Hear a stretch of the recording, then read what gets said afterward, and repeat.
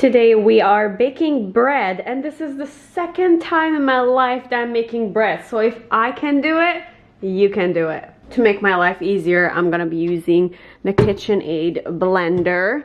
And for the bread, you're gonna need to use this one. Two things before we start. Your yeast has to be fresh. So make sure you look at the expiration date. Fresher, the better. And also your flour has to be fresh. When it's older flour, it will just, you will taste it that it's old. So first, for bread, we're using bread flour, 4 cups. I'm gonna sift it first.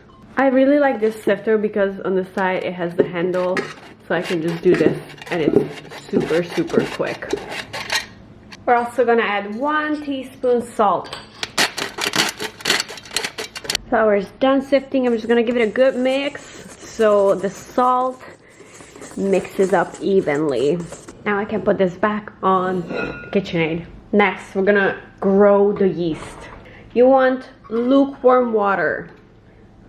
1, oh that's hot, see? That's hot, so I'm gonna have to wait a little bit. If the water is too hot, the yeast will die. And 1/4.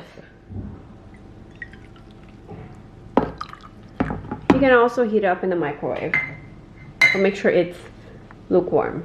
Yeah, this is hot, so I'm gonna have to wait a little bit. All right, it is now lukewarm. So 2 teaspoons dry yeast. Just a little, mix it a little bit. Making bread is not hard.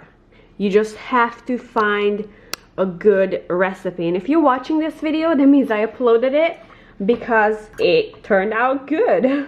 We're gonna wait for this to rise a little bit. All right, so about 20 minutes later, it has risen up a little bit. I'm gonna add 1 tablespoon of sunflower oil, or you can use vegetable oil. 1 tablespoon. A little mix. All right, we're gonna add this to our flour. Okay, so this is locked, and we're gonna put it on number 1. And slowly add this in.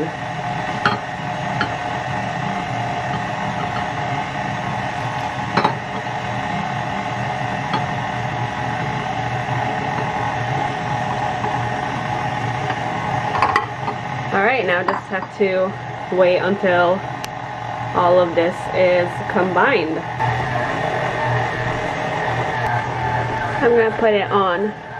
So you see that most of the flour has already been combined. I'm gonna put it on speed number 2.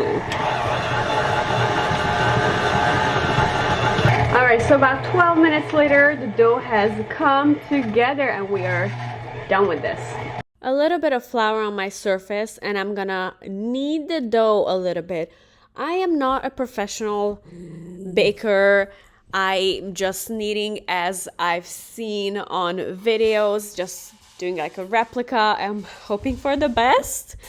At this point, the dough is soft and it's bouncy. So just kneading it around, forming gluten, and that's pretty much it. I did this for about 10 minutes, and now we're just gonna let it grow. So in the same bowl where I was mixing, I'm gonna add a little bit of oil and then spread this around, and I'm gonna put the dough back in here so when I take it out, it will just fall out. And dough in. Okay, and then I totally forgot to speak. So here is my dough, and I'm gonna cover it with plastic wrap.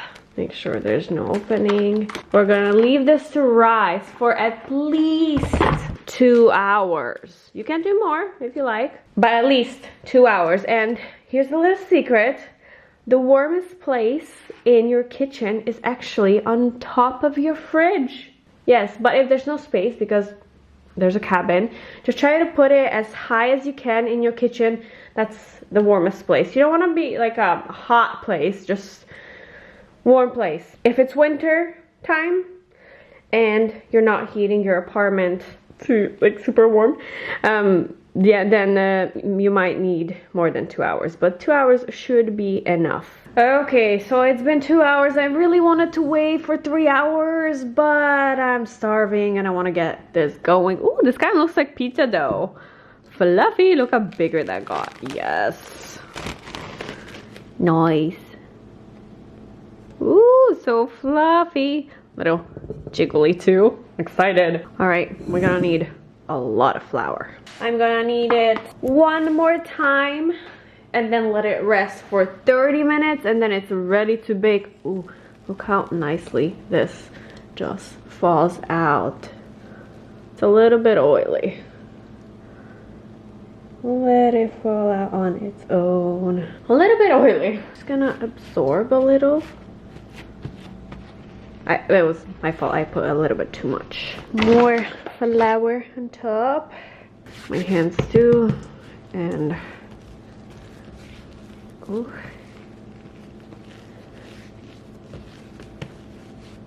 So right now I'm trying to push it back to the size it was before I put it in the bowl.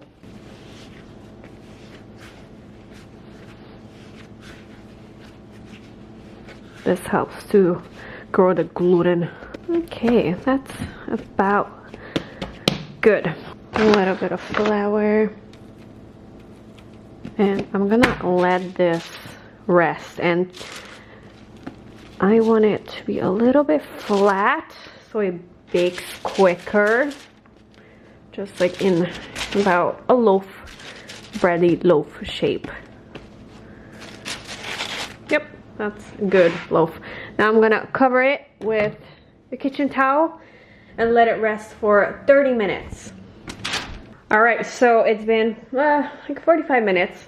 Next thing, you're gonna need boiling hot water. I'm using a kettle to boil it up, but you can do saucepan, about 2 cups, 2-3 cups. Okay, here's my bread. Look at that, it's so chunky. Okay, so the baking is where you really have to pay attention. We're gonna be baking this twice, just like steak. First, we have to bake the outside hot to lock in the moisture on the inside and then lower it to a lower temperature. So pay attention. There's this thing, it's called bread lame. If you don't have this, it's okay. You can use a knife.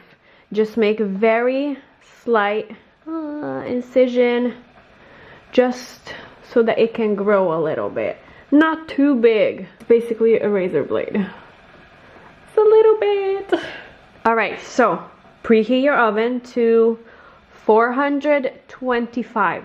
We're gonna bake this at 425 for 10 minutes. And then I'm gonna lower it.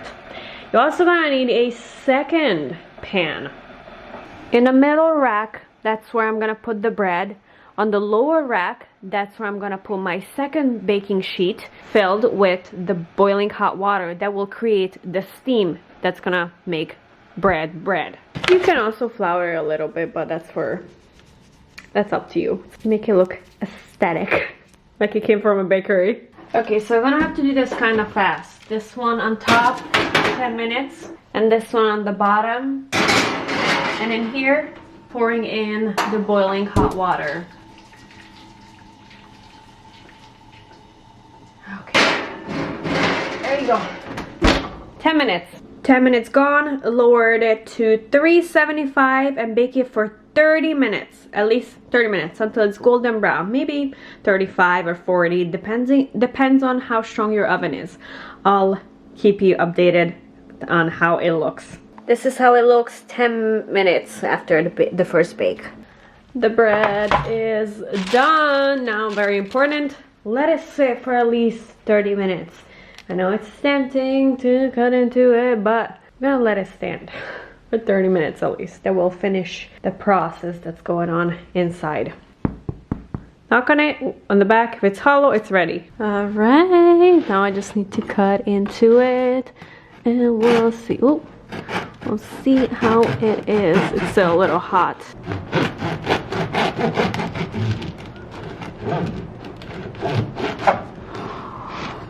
It looks like store-bought bread. Perfect. Texture in it is soft, a little crispy on the outside. Got a little crunch. Looks good. Oh my god, it's so hot. Okay. That tastes good. Yes. Oh. Okay, this is good. Oh my god, I'm so happy with it. Not super happy with this cut, but the middle cut looks perfect.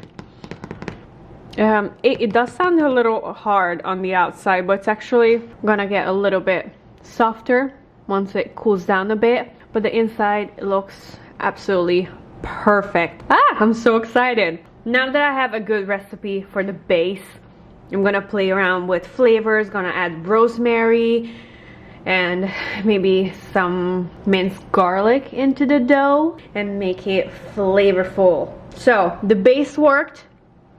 It's delicious. Very simple white bread. One more thing, this is next day. When I took it out of the oven, it was kind of hard. Now it's pretty soft, as you can see. So even though if it's hard, once you take it out of the oven, don't be scared. It's gonna get soft. One quick note, few hours later, this is what's left of the bread. This is it. That's how good it was. Let's see the last bit of the bread. It didn't even last 2 days. We ate it. It was so good.